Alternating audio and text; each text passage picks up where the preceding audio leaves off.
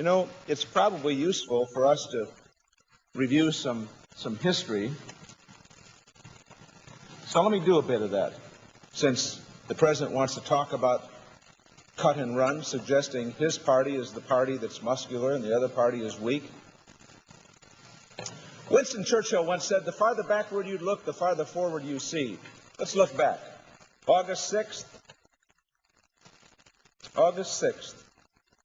in 2001.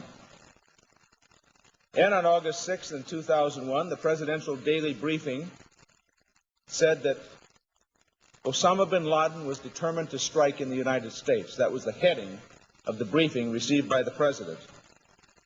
Bin Laden determined to strike in U.S. Now, here's what the 9/11 Commission report said, and I'll give you the page numbers. After that briefing to the President in August 6th of 2001, bin Laden determined to strike in the United States. Here's what the 9/11 Commission said they found.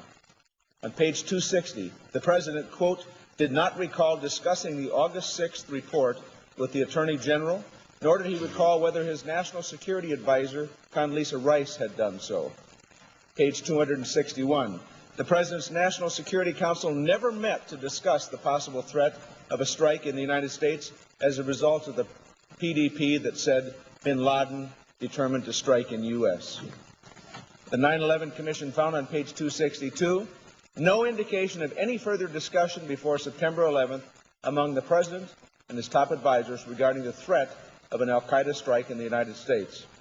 The Director of the Intelligence, CIA, George Tenet, page 262, did not recall any discussions with the President of the domestic threat in the weeks prior to 9/11. And finally, says this, in sum, this is page 265 of the 9/11 Commission report, in sum, the domestic agencies never mobilized in response to the threat, did not have direction, and did not have a plan to institute. The borders were not hardened, transportation systems not fortified, electronic surveillance was not targeted against a domestic threat. State and local law enforcement were not marshaled to augment the FBI's efforts. The public was not warned. Those aren't my facts. These are the facts on the record from a bipartisan commission that investigated. That following the specific warning of August 6th. So now the President is saying, cut and run. Let me describe a bit more history. The President and his advisors said that there were weapons of mass destruction in Iraq. Of course, we now know there were not. Said that the aluminum tubes were being purchased to reconstitute a nuclear capability in Iraq. We now learn that those who told us those facts knew that there were other facts at hand inside the administration that disagreed with their conclusion, but they never saw fit to offer that to the United States Congress or the American people. Mobile chemical weapons labs, we were told it was a significant threat, the development of mobile chemical weapons labs in Iraq. We now discover that came from a fellow named Curveball, one source, a man named Curveball, apparently someone who is probably an alcoholic and a fabricator. A single source tells this country that there are mobile chemical weapons labs in Iraq. This country, through its Secretary of State, tells the world, and it turns out to have been a fabrication, because one source, a drinker and a fabricator, told someone about it, and it becomes part of this country's national dialogue. Yellow cake, I don't need to go much further about yellow cake from Niger. Turns out to not have been true, with forged documents, mind you, forged documents. And Muhammad Atta, one of the hijackers in Prague, turns out not to have been true. Well, this country, as a result of all of that, in the war against terrorism, took a detour, went to Iraq. We're now in Iraq. Saddam Hussein was found in a rat hole. He's now on trial.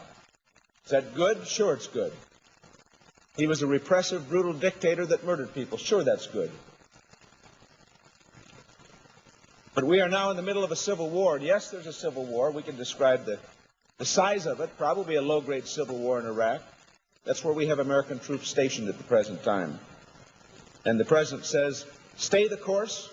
If you suggest maybe we ought to have a discussion about being smarter and tougher, the President says you believe in cutting and running.